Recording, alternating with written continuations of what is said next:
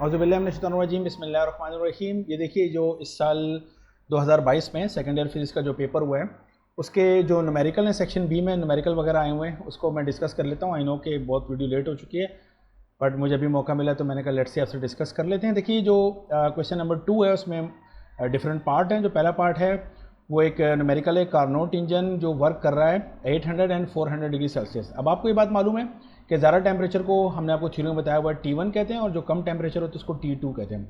सो 400 T2 हो जाएगा और 800 T1 हो जाएगा। ठीक है, वो कह रहा है सोर्स का टेम्परेचर अगर बढ़ाऊँ 50 डिग्री या सिंक का टेम्परेचर कम करूँ 50 डिग्री तो बताइए दोनों केसेस में से किसकी एफिशिएंसी ज़्यादा होगी। अगर मैं सोर्स की जो टेम्परेचर है वो 50 डिग्री इंक्रीज़ कर दूँ तो एफिशिएंसी कैलकुलेट कीजिए, और या सिंक की जो टेम्परेचर है वो मैं 50 डिग्री कम कर दूं फिर एफिशिएंसी कैलकुलेट कीजिए और देखिए कि जनाब किस केस में एफिशिएंसी ज़्यादा आती है, दोनों बराबर आती हैं। तो लेट्स सी इसको सॉल्व करना शुरू करते हैं। सो नेक्स्ट पे जाते हैं हम लोग। ये रहा, ज़रा मैं इसको मैक्सिमाइज़ कर दूं, जूम करता हूँ। ठीक है, तो ये देखिए मैंने डेटा के हिसाब से इसको एडजस्ट कर दिया। मैंने कहा है कि T1 ज़्यादा टेम्परेचर 800 डिग्री सेल्सियस और कम टेम्परेचर 400 डिग्री सेल्सियस है हमारे पास। तो सबसे पहले मैं एफिशिएंसी कैलकुलेट कर रहा हूँ जब सोर्स का टेम्परेचर इंक्रीज करूँ by 50 degree. So now source जो कि T1 है मेरे पास 800 है, उससे मैंने किया +50, तो ये हो गया 850 डिग्री सेल्सियस। आपको पता है टेम्परेचर हमें हर हाल में केल्विन में लेना होता है, तो +273 किया तो 1123 kelvin. This is the temperature of the source when the temperature increase by 50 degree. Okay, तो T2 जो कि सिंक का टेम्परेचर है 400 है, उसमें +273 किया 673 ताकि केल्विन में आ जाए। उसके बाद सीधा सीधा एफिशिएंसी का फॉर्मूला लगाया 1 - T2/T1 टाइम्स 100। 1 - T2 हमारे पास है 673, T1 है हमारे पास 1123, यहाँ किया मल्टीप्लाई बाय 100। इसको ये असल में मेरे पास कैलकुलेटर नहीं था जिस ज़माने में मैंने इसको सॉल्व किया था, शेयर मैं आपसे अभी कर रहा हूँ, तो मैंने इसको जो सिंपल कैलकुलेटर उसके ज़रिए थोड़ा दिमाग से सॉल्व करने की कोशिश की, तो आप साइंटिफिक कैलकुलेटर से वैल्यू देख लीजिएगा। तो इस पूरे ब्रैकेट का जो आंसर आ रहा है वो 0.4007 मल्टीप्लाई बाय 100 करेंगे तो ये हो जाएगा 40.7%। तो एफिशिएंसी आई 40.07%। ठीक है, कब आई? जब हमने सोर्स का जो टेम्परेचर और इंक्रीज किया 50। अब यही कहानी हम सिंक के साथ कर लेते हैं। तो देखिए उसके बाद मैंने क्या किया, मैंने लिखा कैलकुलेटिंग एफिशिएंसी। जब सिंक का टेम्परेचर डिक्रीज करें 50 तो सोर्स का टेम्परेचर इस वक्त 800 ही रहने देना, हमने +273 किया 1073 केल्विन, और T2 जो सिंक का टेम्परेचर है वो 400 है, उसमें से माइनस करना है क्योंकि डिक्रीज किया ना -50, तो ये 350 हो गया, उसे +273 किया 623 केल्विन हमारे पास आ गया। एफिशिएंसी के फॉर्मूले में दोबारा से पुट किया, T2 की जगह पर यही 623 हो चुका है इस दफ़ा और T1 की जगह 1073, तो इस ब्रैकेट का आंसर 0.419 आया टाइम्स 100 हमने किया तो 41.93। Now if you compare these two efficiencies when the temperature of the source increased, efficiency is 40.07%, but when the temperature of the sink is decreased, now the efficiency is 41.93. so clearly we can see that this efficiency is greater than the efficiency when we have increased the temperature of the source. okay, तो sink का temperature कम करने से efficiency ज़्यादा होती है, यही मैंने यहाँ पे लिखा है। So greater efficiency cause by decreasing the temperature of the sink. I believe so, ये समझ में आ गया होगा। ओके, जो नेक्स्ट क्वेश्चन है वो कह रहा है what is the amount of the current I हमें मालूम करना है to produce a magnetic field. अगर हम मैग्नेटिक फील्ड प्रोड्यूस करें 37.2 टेस्ला। ओके, तो this is magnetic field B at the distance of 2 centimetre, 2 centimetre के डिस्टेंस में प्रोड्यूस करना है। किससे? From a long straight current carrying wire, एक ऐसी वायर जिसमें से करंट गुजर रहा है, और जिस वायर में से करंट गुजर रहा है वही करंट ही तो हमें मालूम करना है कि करंट कितना है हमारे पास। तो अगर आपने थ्योरी कुछ पढ़ी हो तो आपको याद होगा, मैंने आपको बताया था कि जब भी एक वायर जिसमें से करंट गुजर रहा हो और उस सेम मैग्नेटिक फील्ड में मालूम करनी हो, we are using Biot and Savart law. So let's move towards the answer. This is magnetic field B represented by B is 37.2 tesla. I current हमें मालूम करना है, डिस्टेंस जिसको मैंने आर से रिप्रेजेंट कर दिया 2 centimetre. You know we need unit SI unit, so centimetre converted into metre, this become 0.02 metre. तो Biot and Savart law simple लिखा हुआ है, μ0I divided by 2πr। B हमें दिया हुआ है, हमें तो बेसिकली आई मालूम करना है, तो 2πr डिवाइड में क्वेश्चन की दूसरी तरफ ले जाके मल्टीप्लाई करा दिया और μ0 को दूसरी तरफ ले जाके डिवाइड कर लिया। ओके, सो बी की वैल्यू हमारे पास ये 37.2 मैंने लिख दिया, multiply by 2π as it is मैंने लिख दिया, मल्टीप्लाई बाय आर जो कि 0.02 है ये लिखा हुआ है, और डिवाइडेड बाय μ0 है जिसकी वैल्यू आपने देखा था क्वेश्चन में गिवन थी 4π एक्सपोनेंट -7। पाई से पाई को कैंसिल कर लीजिए। ठीक है, उसके बाद ये मैंने कैलकुलेटर से सिंपल कैलकुलेटर से इसको सॉल्व कर लिया था। सो मेरे पास आया था 3.72 एक्सपोनेंट 6 एम्पियर। पहले मैंने सॉल्व नहीं किया था, मैंने बस इसको ऐसे रहने दिया और मैंने कहा कि जो भी आंसर है आई जो होगा वो इज इन एम्पियर्स होगा, करंट की यूनिट एम्पियर है, लेकिन बाद में फिर मैंने इसको सॉल्व कर ली, इसे साइड पे लिख दिया। सो 3.72 एक्सपोनेंट 6 एम्पियर, इसको साइंटिफिक कैलकुलेटर से कर लीजिएगा, इसी के अराउंड आपका आंसर आना चाहिए। So that's it, this is the answer of the second question. I believe so आसान समझ में आ गया, but if you feel there is a question you can comment me. Number 3 में कह रहा है हमारे पास, कह रहा है in a photoelectric experiment, photoelectric effect की बात कर रहे हैं, ठीक है। स्टॉपिंग पोटेंशियल जिसको हम वी नॉट से रिप्रेजेंट करते हैं 1.25 वोल्ट है, तो मैं अभी डेटा में 1.25 को वी नॉट लिखूंगा, स्टॉपिंग पोटेंशियल होता है, ये थ्योरी में हमने सारी बातें की हुई हैं। कह रहा है हमें ये चाहिए, ओके, यानी ये हमारे पास है stopping potential. Find the maximum kinetic energy, kinetic energy मालूम करनी है और maximum speed of the photo electron, charge भी दिया हुआ है और मास भी दिया हुआ है, ये इलेक्ट्रॉन का मास है और इलेक्ट्रॉन का चार्ज है। So let's move towards this solution, this is a solution. तो आप देख सकते हैं मैंने stopping potential V naught 1.25 volt, okay, और हमें मैक्सिमम काइनेटिक एनर्जी मालूम करनी है, क्वेश्चन मार्क, मैक्सिमम वेलोसिटी मालूम करनी है, V max, question mark. Kinetic energy का फॉर्मूला डायरेक्ट हमारे कोर्स में आपने देखा होगा, हमें दिया हुआ है, मैंने थ्योरी में भी आपको बताया था। Maximum kinetic energy E V not के बराबर होता है, ई चार्ज होता है, हमें गिवन है 1.6 एक्सपोनेंट -19 और वी नॉट स्टॉपिंग पोटेंशियल है 1.25, सिंपल दोनों को मल्टीप्लाई कर दें तो हमारे पास आंसर आ गया जूल्स में। बी केयरफुल, हो सकता है एग्जामिनर को जूल वाला आंसर पसंद ना हो, वो इलेक्ट्रॉन वोल्ट में बोले, उसने नहीं बोला, तो जिन स्टूडेंट ने आंसर जूल में दिया हुआ है, उसने आपको नहीं कहा ना कि आंसर भाई आप मुझे जूल में दो, तो सॉरी इलेक्ट्रॉन वोल्ट में दो, तो जो बच्चे 2.0 एक्सपोनेंट -19 जूल लिख कर आएंगे फ्रॉम माई साइड, मैं ये कहता हूँ उनको पूरे नंबर मिलने चाहिए, इसमें कोई कंफ्यूजन नहीं है, किसी को परेशान होने की जरूरत नहीं है, कोई कमेंट में ये पूछने की जरूरत नहीं है आपको कि सर मैंने तो जूल में रहने दिया, इलेक्ट्रॉन वोल्ट में कन्वर्ट नहीं किया। लेकिन चूंकि वैल्यू बहुत कम होती है तो आमतौर पर हम इसको इलेक्ट्रॉन वोल्ट में कन्वर्ट कर लेते हैं, और वो कैसे करते हैं कि जो भी जूल वाला आंसर होता है उसको 1.6 एक्सपोनेंट -19 से डिवाइड करते हैं। तो जब डिवाइड करेंगे तो दोबारा से ये 1.25, क्योंकि अगर देखो ना पूरी वैल्यू के नीचे अगर आप डिवाइडेड बाय 1.6 एक्सपोनेंट -19 करो तो दोनों कैंसिल हो जाएंगे, है ना। तो वही 1.25 इलेक्ट्रॉन वोल्ट, ये ई वी का मतलब है this is the unit of the energy express in electron volt, E V electron volt, तो 1.25 इलेक्ट्रॉन वोल्ट आ जाएगा। काइनेटिक एनर्जी मालूम करनी है, देखिए काइनेटिक एनर्जी, थोड़ा सा मैं इसको जूम कर लेता हूँ, आई believe so this is okay. So kinetic energy का फॉर्मूला हम जानते हैं हाफ एम वी स्क्वायर होता है। अब हमें वेलोसिटी मालूम करनी है तो 2 डिवाइड है, दूसरी तरफ जाकर मल्टीप्लाई कर दिया, 2 multiply by kinetic energy, m multiply वहाँ जाकर डिवाइड हो गया, वेलोसिटी पे स्क्वायर है, स्क्वायर हटाएंगे तो रूट आ जाएगा। तो मैक्सिमम वेलोसिटी का फॉर्मूला हमारे पास 2 टाइम्स ke/m विद रूट है। तो वैल्यूज पुट करते हैं, 2 को 2, काइनेटिक एनर्जी, जी हाँ, when you are using the formula, ये 10 दफ़ा मैं बातें बता चुका हूँ अपनी वीडियोज़ में, when you are using the formula your values must be in SI unit. तो याद रखिएगा कि मुझे काइनेटिक एनर्जी 2.0 एक्सपोनेंट -19 रखनी है। अब आप में से जिस बच्चे ने 1.25 इलेक्ट्रॉन वोल्ट यहाँ पे रखा हुआ है तो उसका आंसर गलत होगा, ये बिल्कुल सीधी सी बात है, इसमें कोई ये पूछने की जरूरत नहीं है सर ये मैंने यूँ कर दिया तो फलाना कर दिया, okay. So you must put the value of the kinetic energy in joule which is this value, मैंने पुट कर दी। m मास ऑफ इलेक्ट्रॉन हमें गिवन है, मैंने रखा, इन सबको सॉल्व करें, रूट ले लें तो आंसर आ जाएगा मीटर पर सेकंड में। बाद में मैंने इसको सॉल्व कर लिया था, इस पूरे का आंसर ये आया, ये मैंने सिंपल कैलकुलेटर से किया है, आप प्लीज़ इसको देख लीजिएगा। तो ये आ रहा है मेरे पास, वैल्यू आ रही है। तो इसको हम ऐसे भी लिख सकते हैं, ये मैंने ऐसे छोड़ दिया, आप पॉइंट को लेफ्ट पे मूव करवाएं तो पॉइंट कितने डिजिट मूव होगा, 1 2 3 4 5, तो आपका आंसर हो सकता है 6.629 एक्सपोनेंट 5 10⁵, या इसको राउंड ऑफ कर लें 6.63 कर लें, ये 9 है ना, इसको 3 कर लें तो 6.63 एक्सपोनेंट 5, ओके, क्योंकि पॉइंट 5 डिजिट लेफ्ट पे मैंने मूव कराया है, 1 2 3 4 5, ओके। सो आई बिलीव सो ये भी आपकी समझ में आ गया होगा। अब नेक्स्ट के ऊपर जाते हैं कि नेक्स्ट हमारे पास क्वेश्चन क्या था, देखिए जनाब, ये देखते हैं, तो जूम कर लेता हूँ इसको मैं। अगला क्वेश्चन जो है हमारे पास वो है नंबर, मेरा ख्याल है ये रहा 7, yes this is number 7, I believe so, yes. कह रहा है चार्ज पार्टिकल है, उसका चार्ज दिया हुआ है, क्यू की वैल्यू दी है 2 एक्सपोनेंट -9 कूलम्स। कह रहा है उसको एक इलेक्ट्रिक फील्ड में हमने रखा जो कि 2 पैरेलल प्लेट के दरमियान है, और दोनों प्लेट के दरमियान डिस्टेंस कितना है, 4 सेंटीमीटर। तो डिस्टेंस 4 सेंटीमीटर, चार्ज ये वैल्यू है, तो और उस पर कितनी फोर्स लग रही है, इतनी फोर्स लग रही है। तो what is the intensity of the electric field, E मालूम करना है, potential between the plate V मालूम करना है। तो नंबर 7 अभी देख लेते हैं, इसको सोल्यूशन हमने किया हुआ है। सो ये है, थोड़ा सा इसको मैं जूम कर लेता हूँ ताकि हमें बात करने में आसानी हो। ये देखिए 2 प्लेट, एक पॉजिटिव प्लेट कर दिया, एक नेगेटिव प्लेट कर दिया, इलेक्ट्रिक फील्ड दिखा दी पॉजिटिव से नेगेटिव तरफ ई, जो कि हमें मालूम भी करनी है। इसके दरमियान हमने यहाँ पे एक चार्ज पार्टिकल रखा जो कि है 2 एक्सपोनेंट माइनस 19 कूलम, और दोनों प्लेट के दरमियान जो डिस्टेंस है वो है 4 सेंटीमीटर, मीटर में करने के लिए डिवाइडेड बाय 100 की तो 0.04 मीटर हो गया। फोर्स दी है एक्सपोनेंट माइनस 4 न्यूटन, ठीक है। तो ई इलेक्ट्रिक फील्ड इंटेंसिटी का फॉर्मूला हम लगाएंगे तो E equal to F upon Q.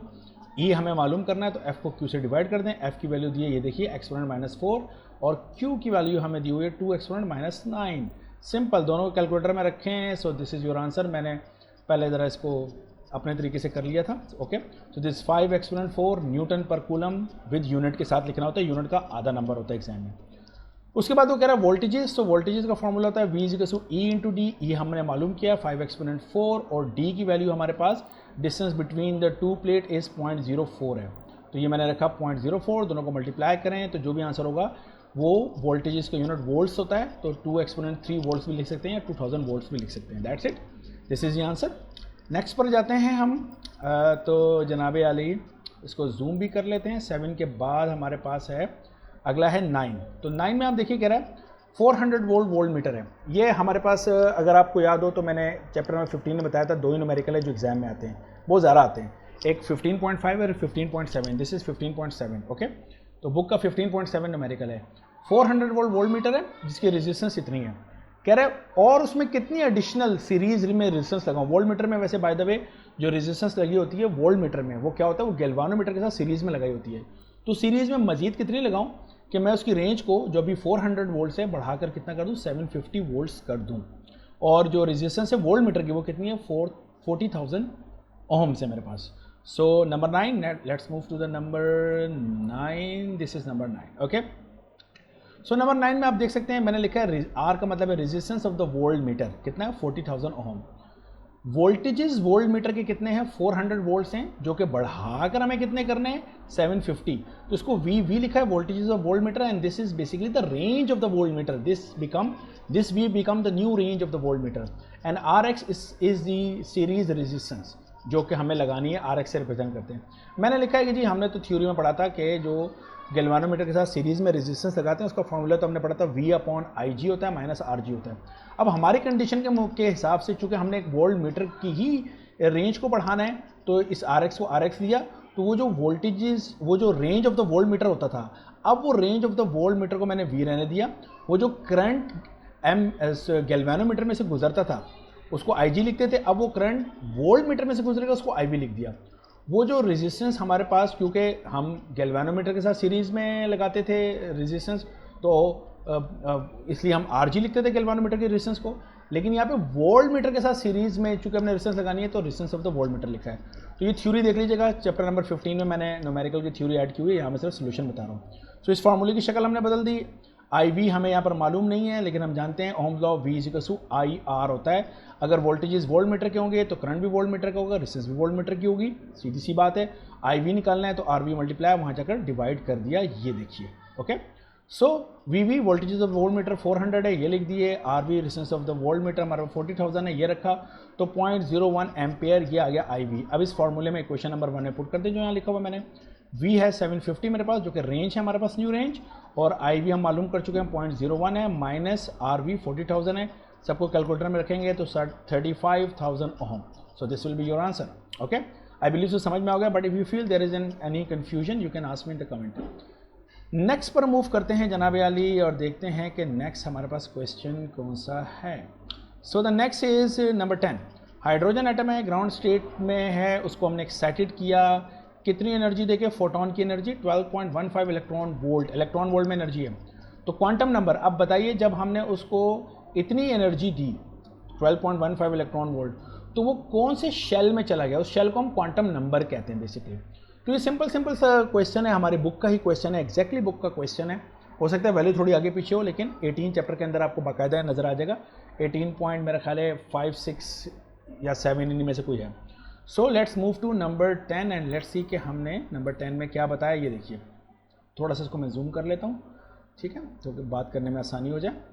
ये देखिए, मैंने कहा एनर्जी ऑफ द एक्साइटेशन जो एनर्जी है वो है 12.15 इलेक्ट्रॉन वोल्ट, है ना।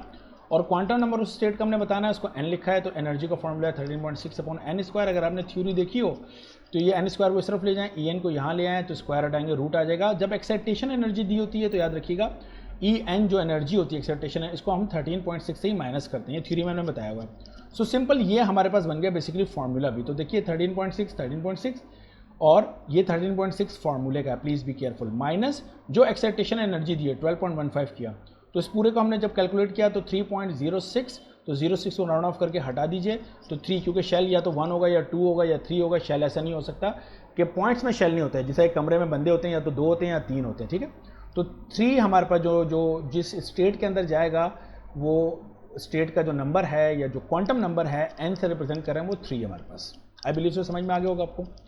सो नेक्स्ट की तरफ मूव करते हैं और नेक्स्ट हमारे पास जो क्वेश्चन है, यस, नंबर 11 एग्जैक्टली बुक का क्वेश्चन है और ये मैंने यूट्यूब पे इसकी वीडियो सॉल्व की हुई है, लेकिन यहाँ पे दोबारा बता देता हूँ।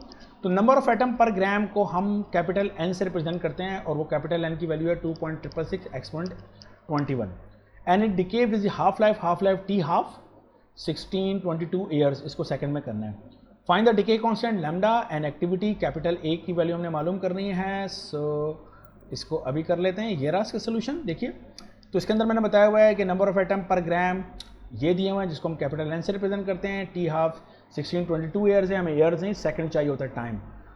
तो आपको पता है कैसे करना है, आपको 1622 ईयर्स है ना, तो 1622 हर ईयर में कितने डेज होते हैं, तो ऑन एवरेज 365। तो 1622 मल्टीप्लाई बाय 365 ये डेज आ जाएंगे। फिर डेज से हम जाते हैं किस में, उसमें जाते हैं आवर्स में जाते हैं। तो आवर्स के लिए मल्टीप्लाई बाय आपने 24 करना है, हर दिन में 24 होते हैं, और फिर मल्टीप्लाई करना है 3600 से, क्योंकि हर आवर में 3600 सेकंड होते हैं। So this is the value of the second. Lambda decay constant, activity A मालूम करनी है, तो हमने direct T half is equal to formula 0.693 upon lambda. Lambda मालूम करना है, इसको इस तरफ ले जाएं, टी हाफ को यहाँ ले आए। तो 0.693 टी हाफ की वैल्यू ये रही, ये पूरी उठा के यहाँ पे रख दी, ये हमारा आंसर आ गया। देखिए ऊपर का नंबर एक कांस्टेंट है, नीचे का नंबर जो टाइम है उसका यूनिट होता है सेकंड, तो सेकंड को नीचे से ऊपर ले जाएं, सेकंड इनवर्स, तो पर सेकंड हमारा जवाब आ चुका है। मेरा ख्याल समझ में आ गया होगा ये बात, ठीक है। इसी तरह एक्टिविटी हमारे पास होता है लैम्डा एन हमारे पास होता है। तो लैम्डा हम जो है वो ऑलरेडी पार्ट ए में हम निकाल चुके हैं, ये मैंने यहाँ पे लिखा हुआ है, और एन उसने हमें गिवन दी हुई वैल्यू 2.666 एक्सपोनेंट 21 ये रखा, दोनों को मल्टीप्लाई किया, दिस इज द आंसर। और ये क्या है, इतने डिसइंटीग्रेट हो रहे हैं पर सेकेंड, ठीक है, ये इसका यूनिट है। सो this is the answer of the number 9। Okay, अगले पे जाते हैं। जो क्वेश्चन हमारे पास है वो है हमारे पास कौन सा क्वेश्चन है, number 12। What will be the velocity and momentum of the particle whose rest mass is m0 rest mass है, ये given है, तो given m0 को m0 रहने देना है। काइनेटिक एनर्जी जो है वो इक्वल है रेस्ट मास एनर्जी के, ये कंडीशन है। तो देखिए हमने इसको कैसे किया हुआ है, थोड़ा सा मैं इसको जूम कर दूं। ये देखिए मैंने हमें बताया हुआ है, हमें वेलोसिटी मालूम करनी है, रिलेटिविस्टिक वेलोसिटी, और हमें मालूम करना है relativistic momentum. Rest mass m0 है, काइनेटिक एनर्जी किसके बराबर है, रेस्ट मास एनर्जी के बराबर है, E0 मैंने लिखा है। तो हम चूंकि फॉर्मूला जानते हैं, total energy rest mass energy plus kinetic energy होती है हमारे पास, और काइनेटिक एनर्जी और रेस्ट मास एनर्जी बराबर है, तो K की जगह E0 2E0। तो टोटल एनर्जी 2E0 के बराबर हो गया हमने कहा, और एनर्जी का फॉर्मूला होता है mc² 2 रेस्ट मास एनर्जी है तो m0 c²। ओके, c² से c² कैंसिल किया तो m बराबर हो जाएगा 2m0 के। उसके बाद मैंने क्या किया, मास वेरिएशन का फॉर्मूला लगाया, m = m0 upon 1/√1 - v² upon c²। Okay, तो m किसके बराबर है, ये देखिए 2m0 के बराबर है, 2m0 लिखा या एज इट इज, ये पूरी वैल्यू एज इट इज है, m0 से m0 कैंसिल। चूंकि मैंने वेलोसिटी मालूम करनी है वो यहाँ पर है, इसको इक्वेशन के लेफ्ट पे ले जाऊंगा और 2 को राइट पे ले आऊंगा, तो ये मैंने अरेंज कर लिया, 2 यहाँ के डिवाइड हो गया। तो ये रूट हटाना है स्क्वायरिंग बोथ साइड की, तो ये 1/4 हो गया, 1 को वहाँ ले जाएंगे माइनस हो जाएगा, आप देख सकते हैं, ये मैंने वहाँ ले जाकर ये -1 कर दिया, ये माइनस है, इस माइनस को इक्वेशन की दूसरी तरफ ले जाएंगे तो 1 प्लस हो जाएगा, 1/4 माइनस का हो जाएगा, एलसीएम लेके सॉल्व किया तो ये हो जाएगा 3/4। ये आंसर 1 - 1/4 का आंसर कितना आ जाएगा, 3/4। तो c² डिवाइड था इक्वेशन के राइट पे ले गए तो c² मल्टीप्लाई हो गया। अब मुझे वेलोसिटी मालूम करनी है, स्क्वायर हटाएंगे रूट आ जाएगा, ये मैंने रूट पे आंसर लिख दिया। c पे स्क्वायर है, ये रूट से बाहर आके c हो गया, 3 के ऊपर रूट ऐसे ही रहने दिया, और 4 रूट से बाहर आके 2 हो जाएगा, डिनोमिनेटर में 2 रहेगा, तो √3/2c this is the answer of velocity. Momentum भी मालूम करना है, उसका फॉर्मूला mv होता है, m रिलेटिविस्टिक मास होगा, अगर मोमेंटम रिलेटिविस्टिक है तो मास रिलेटिविस्टिक होगा। सो रिलेटिविस्टिक मास कितना आप देख सकते हैं 2m0 के बराबर है, मैंने 2m0 लिखा। वेलोसिटी रिलेटिविस्टिक वेलोसिटी है, मैं ऑलरेडी मालूम कर चुका हूँ, √3/2c ये मैंने लिखा, 2 से 2 को कैंसिल किया तो m0c और √3 ये मेरे पास आ गया relativistic momentum. I believe so ये सारे न्यूमेरिकल आपकी समझ में आ गए होंगे, बट इफ़ यू फील कि देयर इज़ एनी कन्फ्यूजन या you have to ask any question, you can comment me in the comment box. इंशाल्लाह I will give you the answer. And if you like this video please share with your other friend जिन्होंने इस दफ़ा exam दिया है. And like का button ज़रूर दबाना. Thank you so much. इंशाल्लाह फिर किसी वीडियो के साथ आपसे मुलाकात होगी. अल्लाह हाफिज़.